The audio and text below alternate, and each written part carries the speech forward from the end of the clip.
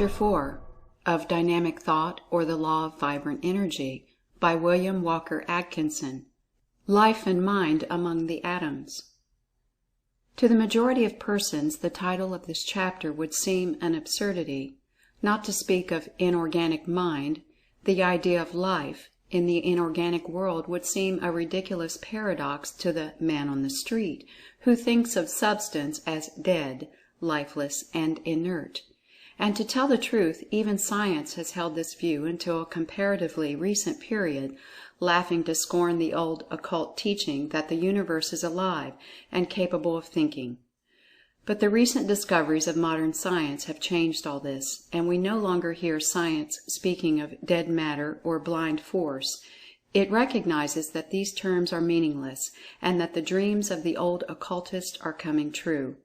Science confronts a live and thinking universe. She is dazzled by the sight, and would shade her eyes, fearing to see that which she feels must present itself to her vision when her eyes become accustomed to the sight. But a few daring minds among the scientific investigators are dreaming wonderful dreams today, and they tell us in broken tones of the wonderful visions that are passing before their sight.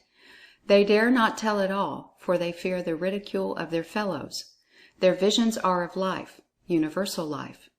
In its investigations of the material, science has penetrated so far into the recesses of things that its most advanced thinkers and investigators now find themselves standing in the presence of the immaterial.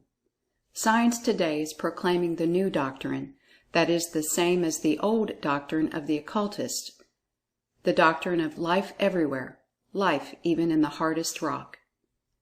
Before entering into our consideration of the evidence of mentation in the inorganic world, let us accustom ourselves to the idea of something like life being found there. It will be better for us to approach the subject by easy stages. Where there is life, there must be mind, so let us first look for evidences of life. The man on the street would require something more tangible than scientific explanations of sensation, attraction, etc. What can we offer him as an illustration? Let us see. Suppose we call the attention of the man to the fact that metals get tired after considerable work without periods of rest. Science calls this the fatigue of elasticity. When the metals are given rest, they recuperate and regain their former elasticity and health. The man may remember that his razor acts this way occasionally, and if he talks the matter over with his barber, his suspicions will be verified. Then, if he consults a musician friend, he will be informed that tuning forks also become tired, and lose their vibrating quality, until they are given a rest. Then his machinist friend will tell him that machinery in factories must be given a rest occasionally, else it will begin to disintegrate and die. Machinery will go on a strike for a rest if it is overworked. Then metals contrast disease. Science informs us that zinc and tin have been infected, and the infection has spread from sheet to sheet, crumbling the metal into powder. The spread of the infection resembling the spread of a plague among animals or plant life. Science has experimented with copper and iron, and has found that these metals may be poisoned with chemicals, and will remain in a weakened condition until antidotes are administered. Window glass workers declare that there is such a thing as glass disease that will ruin fine stained glass windows unless the infected panes are removed. The glass disease starts with one pane and spreads gradually to the entire window, and from there to other windows. Metallurgists have found that when metallic ores are put under certain forms of pressure, they seem to lose strength and become weak until the pressure is removed. Do these things mean anything to the man on the street? Another step in the consideration of life in the inorganic world is the realization of the fact that, after all, there is but the very finest line separating the higher forms of mineral life from the lower forms of vegetable life, or the life of those things which we may call either plants or animals. The lifeline is being pushed further back every day by scientific investigation, and the living thing of today was the inanimate thing of yesterday. We hear much talk in the newspapers about some scientist or another discovering life or creating life in some inanimate substance. Bless your hearts, you who are alarmed by these reports, no one can create life in anything, for it already exists there.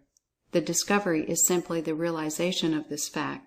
Science, by means of the microscope, has brought to light forms of living things resembling in appearance the fine dust of inorganic minerals.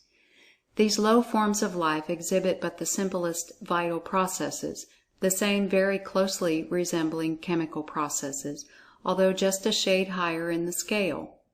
Living creatures have been found which could be dried and laid aside like dust for several years, and then revived by being immersed in water, when they would resume their vital process as if they had been awakened from a sleep. Forms of life called bacilli have been discovered that can pass through degrees of heat and cold that can be expressed only by vague symbols or figures, the heat and cold being so intense that the unscientific mind cannot imagine it. In appearance, the diatoms resemble the chemical crystals.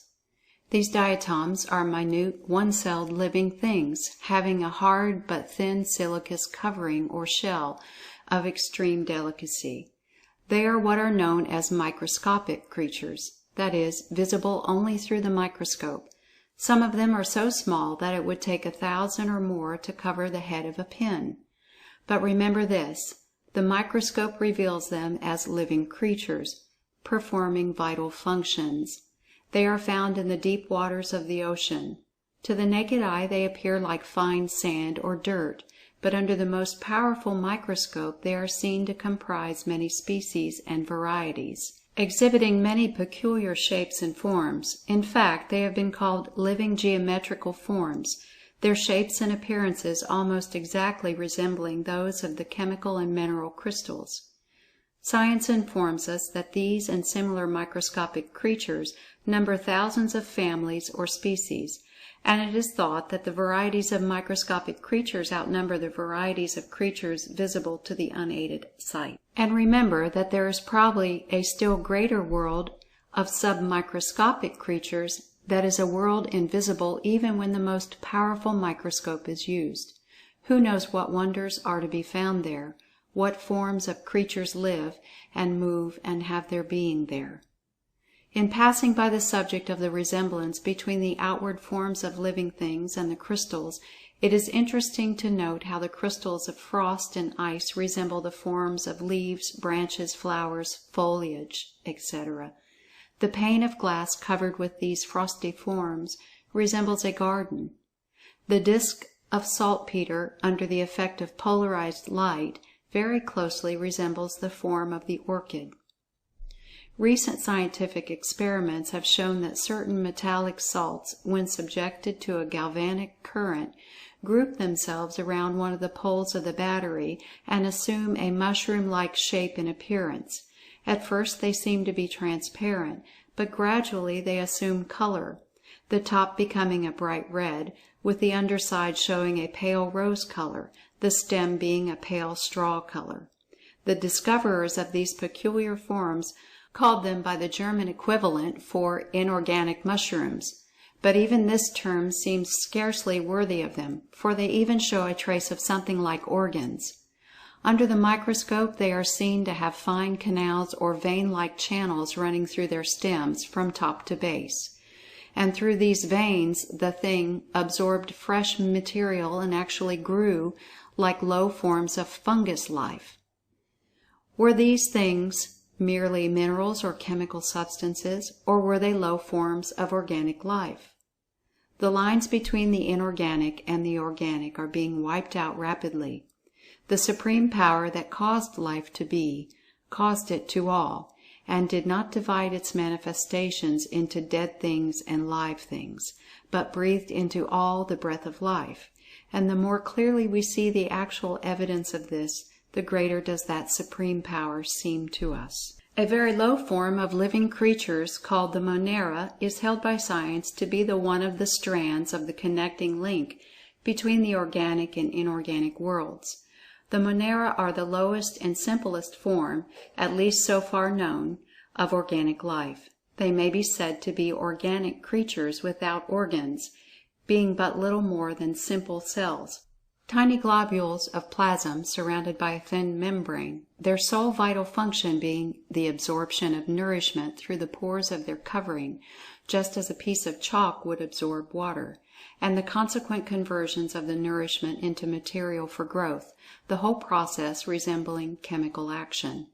The Monera reproduce their kind simply by cleavage or separation of the substance of the mother cell into two, and so on, being little more than the growth of crystals.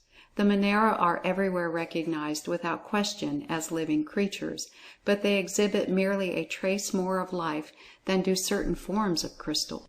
The difficulty in considering crystals as living things is partially due to the outward form and substance, so different from the form and substance of the higher living things.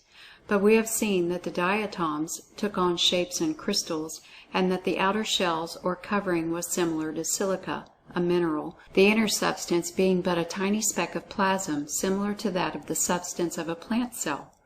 And then we may look to the tiny bit of chalk dust which was once the skeleton form of a living creature. The same is true of coral. In the very low forms of life, the skeleton or form is the thing most apparent, the plasm of living substance being still smaller and less apparent, and yet the skeleton or shell was formed by the vital processes of the creature, and was a part of its body just as is the skeleton or bony structure of the higher animals. And in the same sense it is living substance. And remember that there is but little difference between these bodies of the low forms of life and the bodies of crystals, and the chemical constituents of its plasmic inner body is but slightly different from that of the crystals, and its nature and vital process are by a shade higher in the scale than those of the crystals.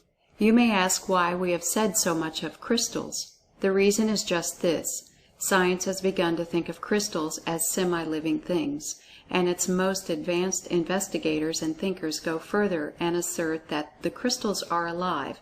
Crystallization is an evidence of life process.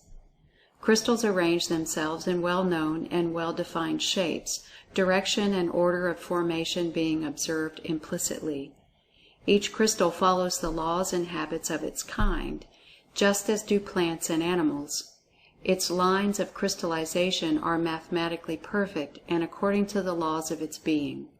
Not only this, but some substances have a range of 6 or 7 different forms of crystal forms possible to them.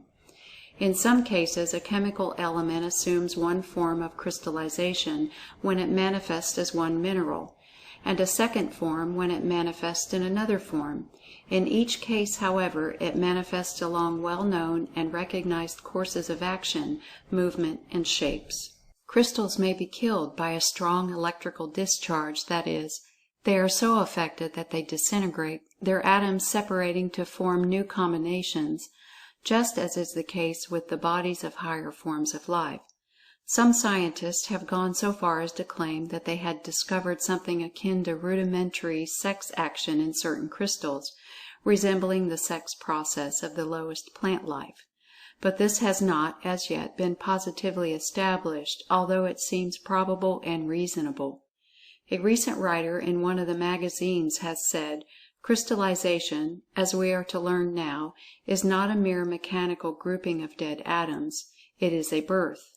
This may seem mere scientific poetry, until the process of crystallization is carefully studied, when it will be seen to give evidence not only of something like vital and mental action, but also something very much like reproductive functioning of the lower forms of life. There is an assimilation of material to build up the crystal in the first place, just as an animal assimilates matter to build up its shell, or a tree to form its bark. The form of the crystal is truly its body, and behind and in that body there is something at work that is not the body, but which is forming it. And later on that crystal increases in size and then begins to separate into two, throwing off a smaller crystal, identical in form with the parent crystal. This manner of reproduction is almost identical with the process of reproduction in the lower forms of life, which consist merely of a like separation of the parent form into two and the throwing off of the offspring. The principal difference between the growth of crystals and of the Monera is that the crystals grow by absorbing fresh matter and attaching it to their outer surface, while the Monera grow by absorbing fresh material and growing outwardly from within. But this may be accounted for by the difference in the density of their bodies, the crystal being very solid while the Monera is like a thin jelly. If the crystal had a soft interior, it could grow like the Monera or diatom, but then it would be a diatom. The process of crystallization is accountable only by the theory that in the crystal there exists something like life and mentation. There is something more than mere mechanical motion or blind chance at work here. Does not the process of crystallization look like rudimentary purposive action? It may be said that it is movement and action in accordance with some established law of nature, granted, but is not that also true of the physical processes and growth of higher forms of life? Is the forming of the crystal form to be considered as a mechanical effect, and the forming of the shell of the Monera to be considered a mental and vital action? If so, wherefore? The point is that crystals act as if they are alive, and capable of assimilation, growth, and reproduction in a manner and degree differing but very slightly from corresponding functioning of the lower forms of life. Verily, the crystals are alive, and if alive they must have at least a trace of mind. Does it not appear that they exhibit something very like both? Quoting from a recent writer, let us notice that recent investigations in the new department of science, which has been termed plasmology, show in crystals phenomena which are absolutely analogous to vital phenomena, so much so that photographs of certain forms produced in the changes of crystals appear to be almost exact duplicates of those in the various lower forms of microbes. The question has been raised as to whether the microbe is no more alive than the crystal, or the latter equally endowed with life as is the former. And now another step in our search for life. Remember that the hardest rocks are composed of crystals of certain kinds, and if the higher crystals have life, then it is only fair to suppose that the lower and cruder forms are likewise endowed, even if in a still lower degree. And if all crystals are endowed with life, then the most solid rocks, being composed of aggregations of crystals, must be masses of inorganic life, and consequently of inorganic mind.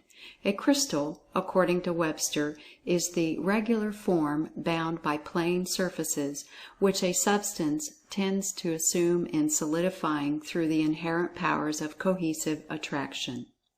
That definition of Webster tells the whole story, and we see that a crystal is merely a regular form of a substance, which the substance tends to assume in solidifying, that is, in reassuming a solid form after being in a liquid or melted state. And that is just what all the rocks of the earth did when they emerged from the melted state in which they existed in the early days of the world's history.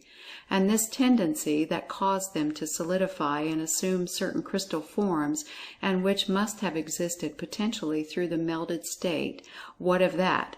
What is this tendency or force? The definition answers: the inherent powers of cohesive attraction. So here is cohesive attraction, that we shall consider fully in forthcoming chapters of this book.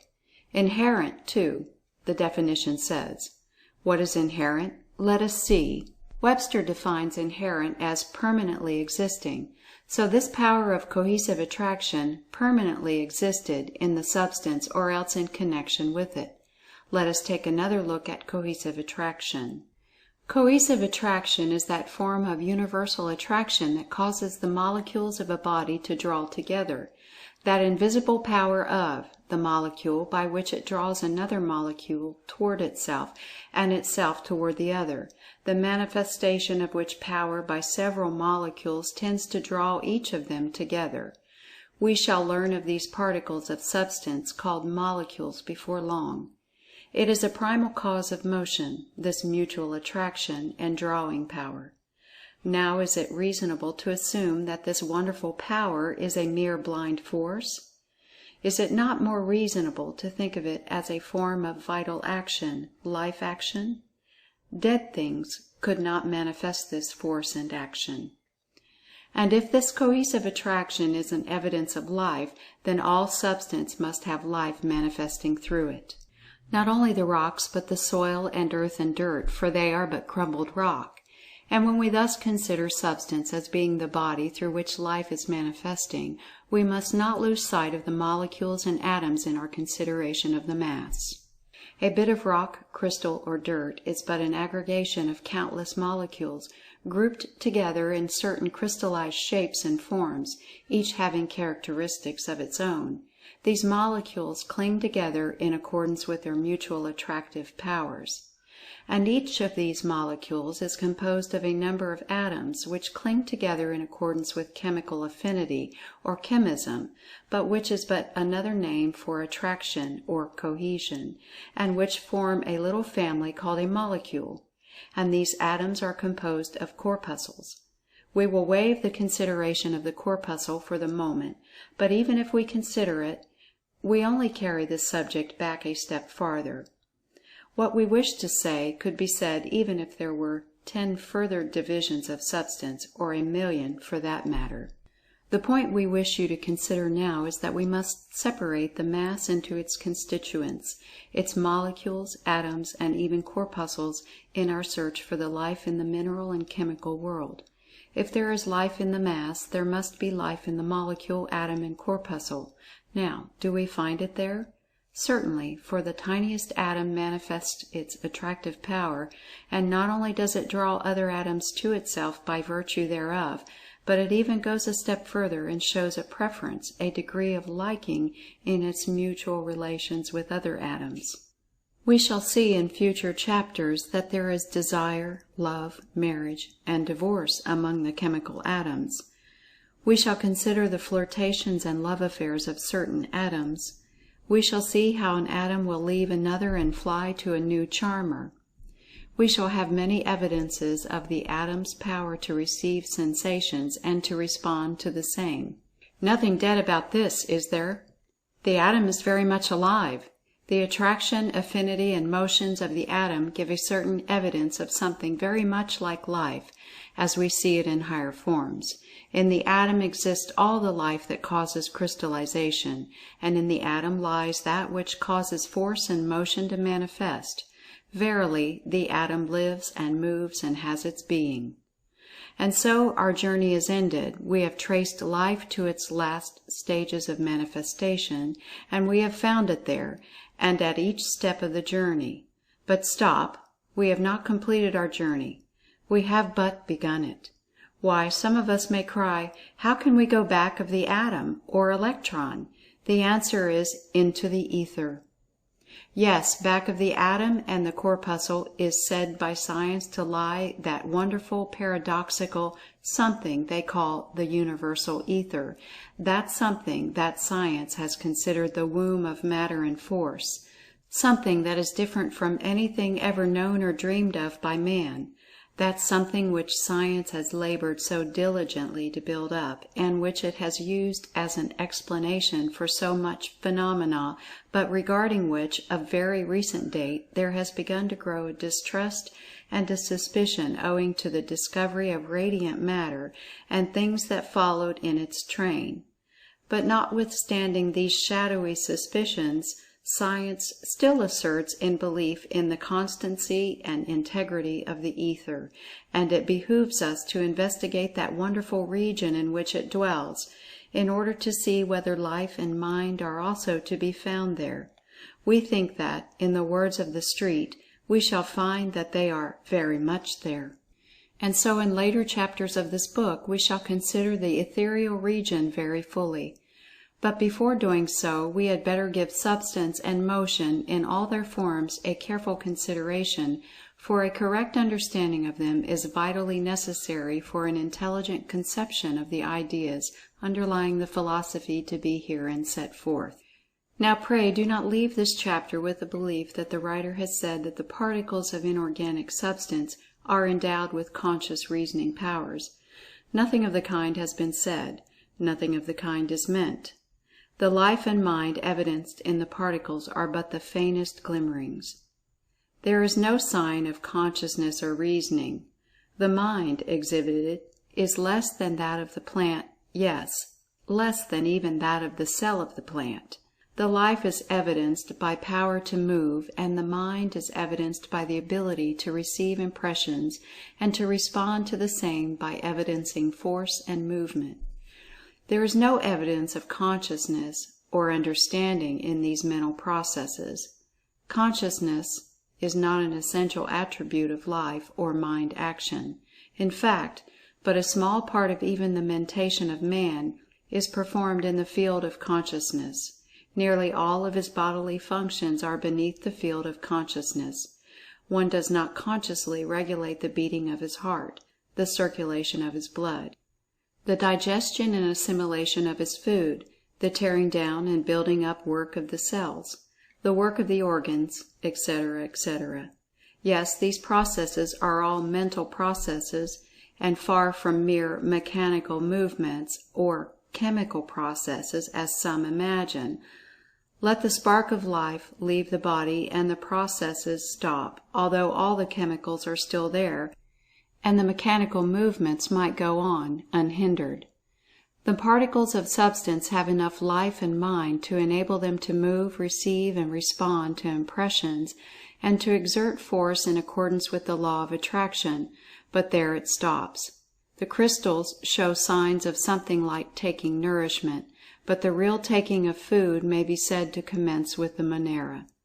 Not until high degrees of life and mind are attained do creatures begin to exhibit consciousness, and that which is called understanding is still higher in the scale, and not until man is reached does the faculty of turning the mental searchlight inward manifest itself. These matters are mentioned here merely to prevent misunderstanding and misapprehension. But still, do not forget, the particles of substance receive impressions and respond thereto. They act and exert force and energy. They manifest life and mentation. End of Chapter 4.